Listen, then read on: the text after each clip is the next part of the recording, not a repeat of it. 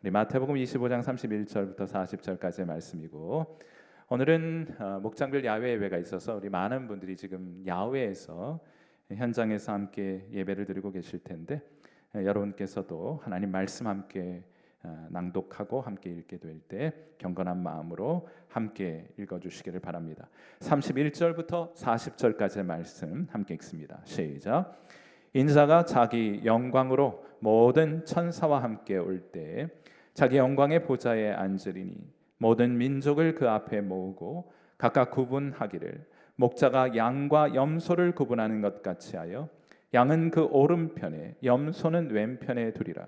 그때 임금이 그 오른편에 있는 자들에게 이르시되 내 아버지께 복 받을 자들이여 나와 창세로부터 너희를 위하여 예비된 나라를 상속받으라.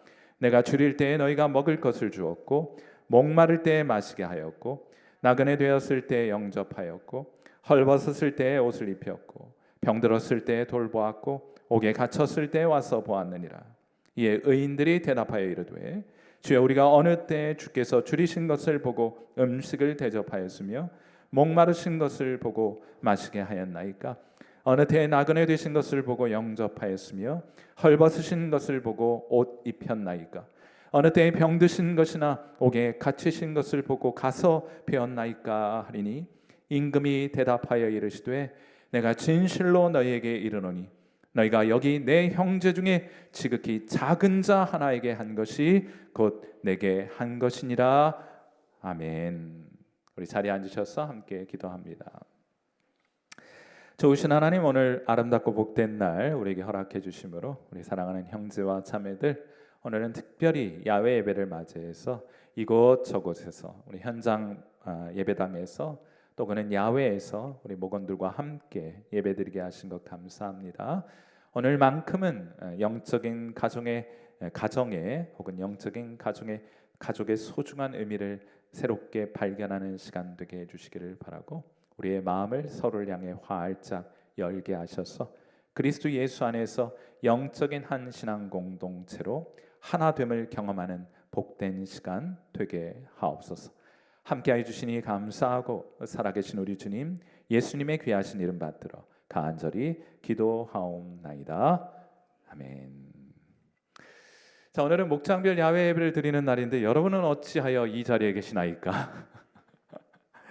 예배 드리시고 또 야외로 가시게 되겠죠. 우리 목장 식구들과 우리 함께 본당에서뿐만 아니라 화창한 하늘 아래서 또 아름다운 자연 속에서 함께 하나님을 예배하는 날입니다. 어디 한번 우리 곁에 계신 분들께 한번 인사 한번 해보실 수 있겠습니까? 혹은 지금 현장에 계신 분들은 친밀하게 계실 텐데 유튜브 채팅창을 통해서 우리 한번 인사를 좀 나눠주시면 좋겠고, 현장에 계신 분들은 전후 좌우에 계신 분들과 함께 인사를 나누시도록 하겠습니다. 잘 오셨습니다. 환영합니다. 네, 잘 오셨습니다. 네. 우리 채팅창에 또 올려주세요. 우리 야외에 계신 분들은 어디에 계신지. 예를 들면은 호수공원에서 우리 칠목장 예를 들어서 인사합니다 하고 인사 말씀 올려주시면 좋을 것 같아요. 여러분, 근데 1년에 한 번씩 우리가 야외 예배를 가지게 되는데 오늘은 그냥 야외에 나가서 노는 날이 아니에요. 특별히 오늘 하루만큼은 하늘 가족의 소중함을 배우는 날입니다. 그것에 대해서 깊이 생각해 보는 날이에요. 특별히 오늘 제가 여러분들과 함께 천국 가족에게는 아주 독특한 특징이 하나 있는데 그걸 꼭 좀 나누고 우리가 꼭 기억하고 꼭 붙들 수 있게 되기를 바랍니다. 그 중요한 특징이 무엇이냐? 그것은 바로 하늘 가족은 한 영혼을 끝까지, 언제까지요? 끝까지 책임지는 마음을 가졌다 하는 것이 천국 백성의 가장 두드러지고 주목해 볼 만한 특징입니다. 천국 가족은 떠나지 않습니다. 천국 가족은 서로를 포기하지 않습니다. 천국 가족은 끝까지 그들 곁에 함께 머물러 주는 사람들이에요. 그게 가족 아니겠습니까? 저는 이것이 천국 가족의 가장 두드러진 특징이라고 믿고 있습니다. 여러분, 하란은 아브라함의 형이에요. 이 형이 아들 롯을 낳고 일찍이 세상을 떠나게 됩니다. 그 이후로 아브라함은 조카 롯의 보호자의 역할을 감당하게 돼요. 자, 그런데 시간이 많이 흘러서 아브라함과 조카 롯 사이에 목초지 문제로 인하여 분쟁이 발생하게 됩니다. 그때 아브라함이 롯에게 말합니다. 정말 유명한 말이죠. 네가 좌하면 난 우할 것이요 네가 우하면 난 좌하리라 하고 말했습니다. 그랬더니 조카 롯이 눈치도 없이 좋은 땅을 지금 먼저 차지해 버렸어요. 비옥한 땅, 소돔 땅 근처에 목초지를 먼저 선택하게 됩니다. 여러분, 가란다고 진짜 갔습니다. 참 얄밉습니다. 그렇지 않습니까? 그런데 이 일이 있고 나서 그 지역에 큰 전쟁이 일어나서 그만 조카 롯이 포로로 잡혀가게 되는 일이 있습니다. 이때 아브라함이 어떤 선택을 내리게 되었습니까?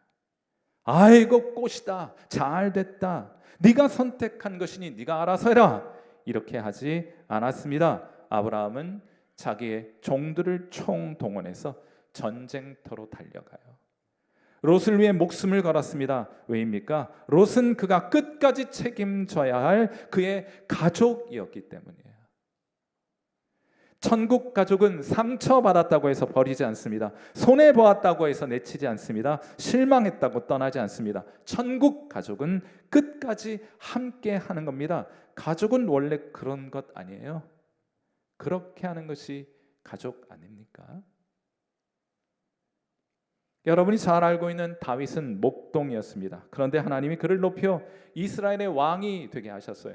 목동이라는 미천한 신분의 사람이 이스라엘의 왕이 되었습니다. 하나님은 사람을 낮추기도 하고 하나님은 사람을 높이기도 하시는 분이기 때문이에요. 자, 그런데 하나님은 왜 이 세상 많고 많은 사람들 가운데 다윗을 선택하셔서 그 일을 맡겨주셨을까? 저는 성경을 읽다가 아주 중요한 특징이 다윗에게 있다는 것을 발견하게 되었습니다. 그것은 골리앗과의 싸움 장면에서 목동 시절 자신의 모습을 묘사하는 장면에서 소개가 되는데 사무엘상 17장 34절과 35절 다윗에게 어떤 주목할 만한 특징이 있었는지를 여러분 기억하시면서 사무엘상 17장 34절과 35절 말씀 함께 읽도록 합니다. 시작. 다윗이 사울에게 말하되 주의 종이 아버지의 양을 지킬 때에 사자나 곰이 와서 양떼에서 새끼를 물어가면 내가 따라가서 그것을 치고 그 입에서 새끼를 건져내었고 그것이 일어나 나를 해하고자 하면 내가 그 수염을 잡고 그것을 쳐 죽였나이다 하고 말해요. 여러분, 이 말하고 있는 다윗, 여러분이 다윗의 부모라고 생각해 보세요. 새끼 양 한 마리, 그건 뭐 그리 대단하다고 이런 위험천만한 일을 아들이 감행한단 말입니까? 여러분, 이런 이야기 듣고 그 아들 칭찬할 수 있겠습니까? 게다가 그 새끼 양은 곰과 사자에게 이미 물려가 버렸잖아요. 포기하는 것이 어쩌면 당연한 일 아니겠습니까?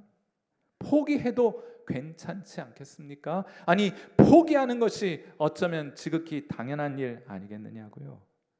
그런데 다윗은 포기하지 않습니다.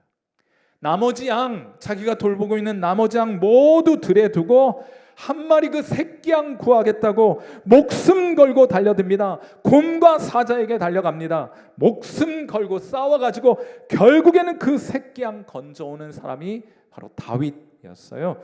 다윗이 이런 사람이었습니다. 그래서 하나님이 그를 주목해 보신 것이 아닌가 생각해요. 왜냐하면 하나님도 한 영혼을 소중히 여기는 분이시기 때문입니다.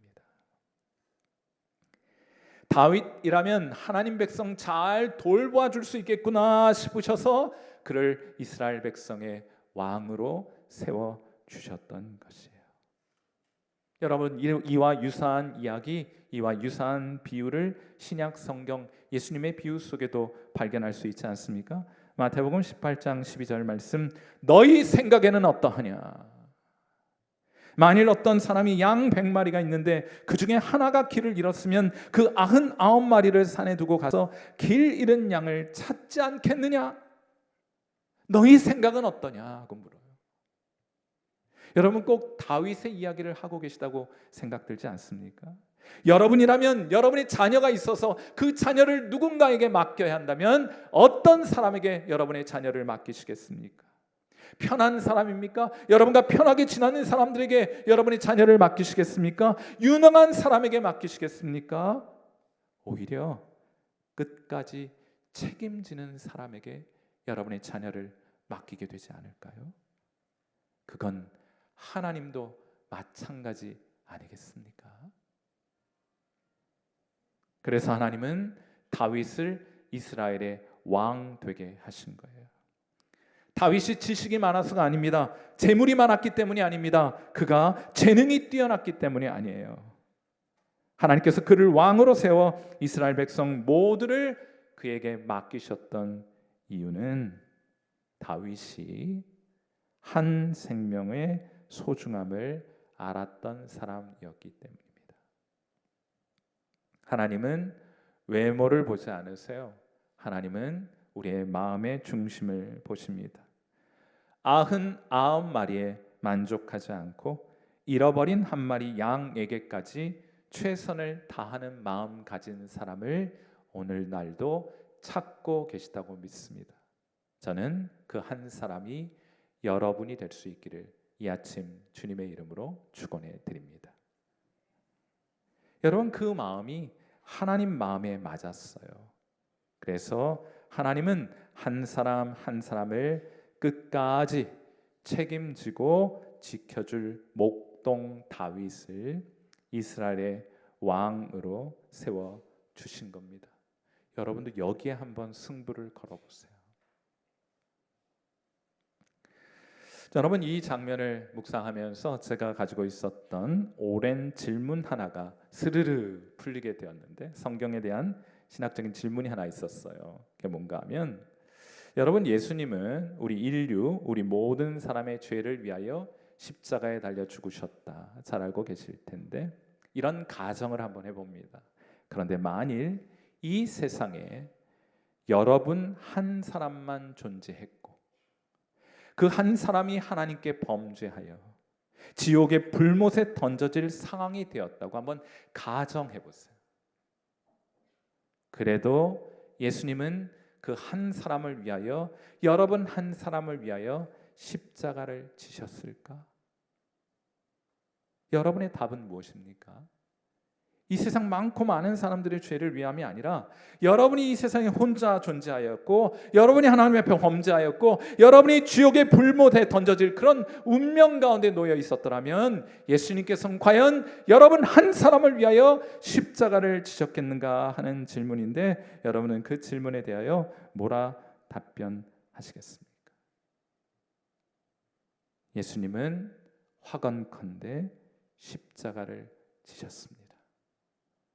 99마리의 안녕으로는 만족하지 못하시는 선한 목자께서는 잃어버린 그 한 마리 양을 위해 길을 떠나시는 분이에요.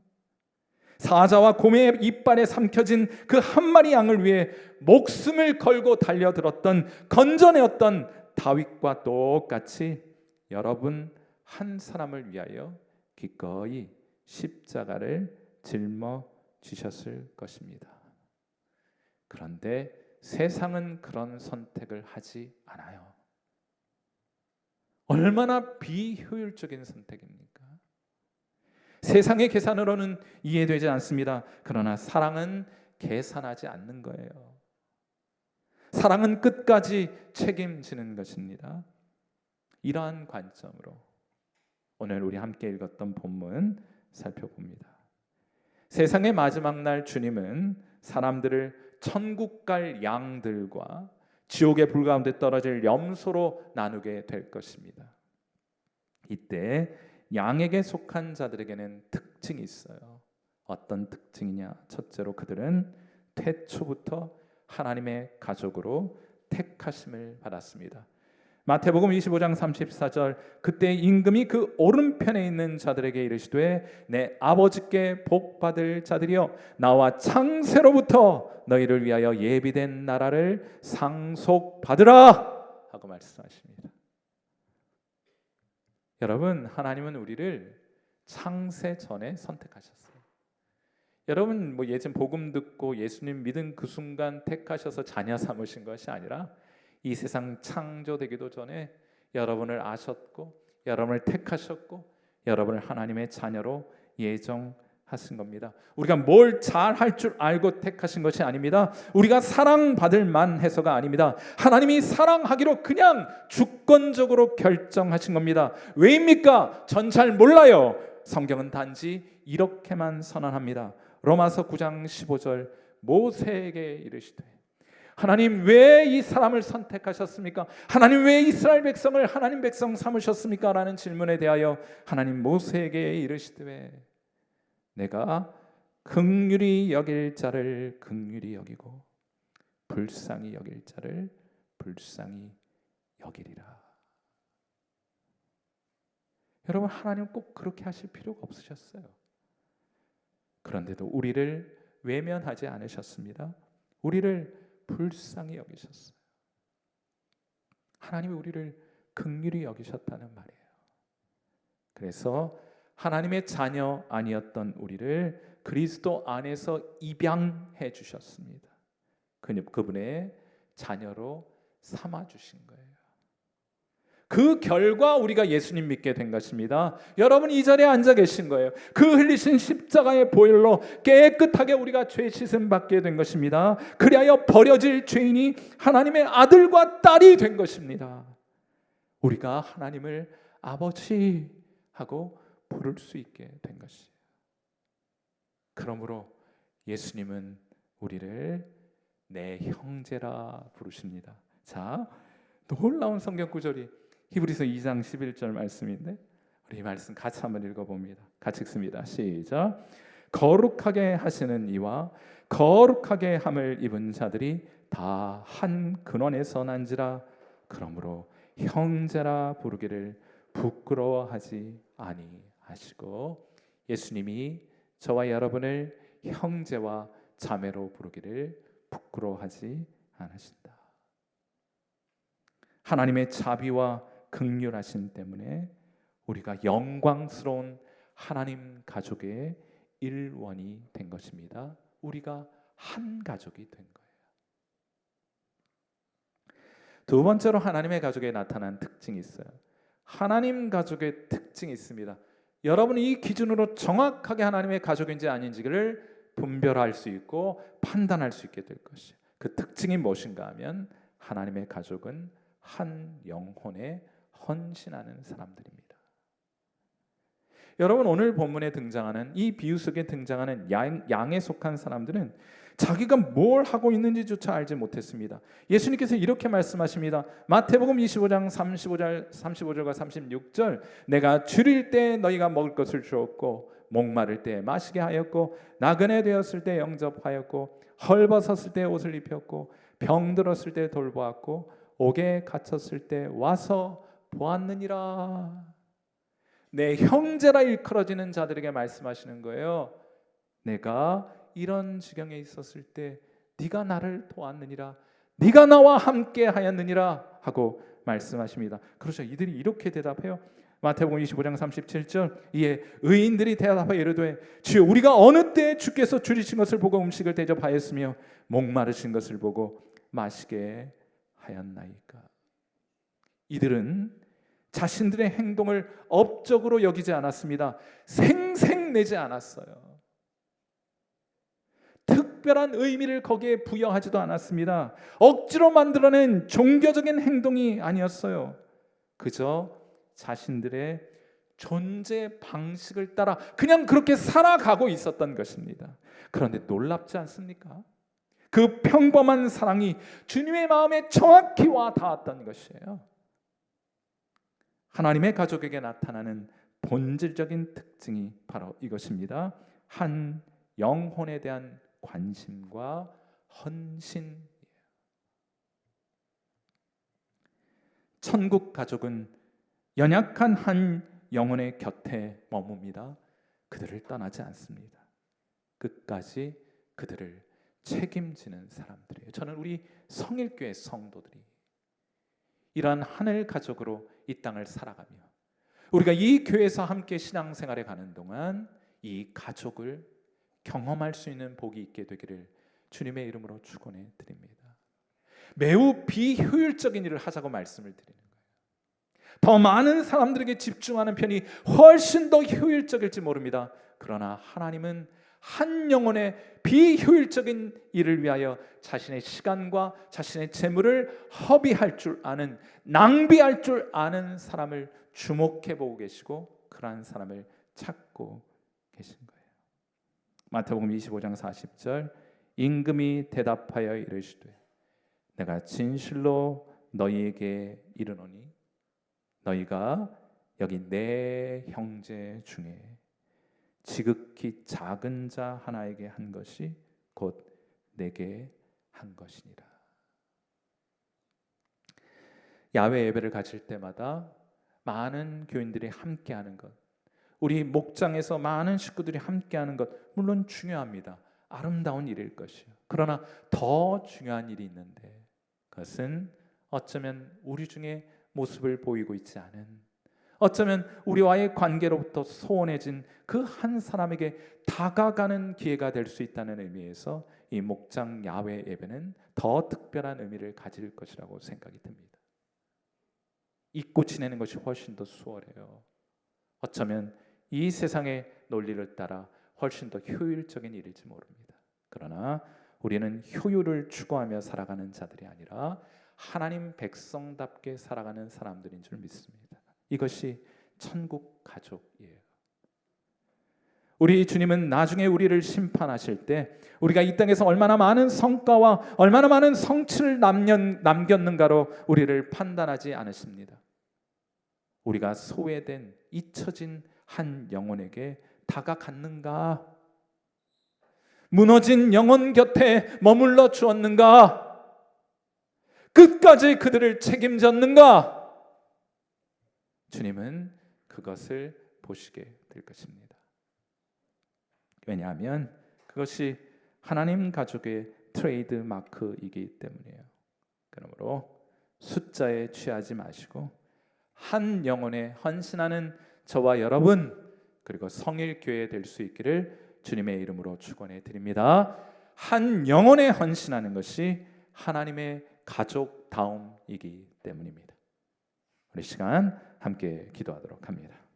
우리 반주 해주시고요. 함께 기도하는데 오늘 혹시 목장 식구들 같이 옆에 계십니까? 손 한번 꽉 잡아주세요. 우리 야외에서 많은 분들 지금 예배드리고 계신데 뭐 먹으러 갑니다. 뭐 많이 있는데 우리 지금 이 시간만큼은 옆에 있는 분 손을 꼭 좀 잡아보세요. 한 100여 분 가까이 계신데요. 한번 손 꼭 잡고 기도했으면 해요.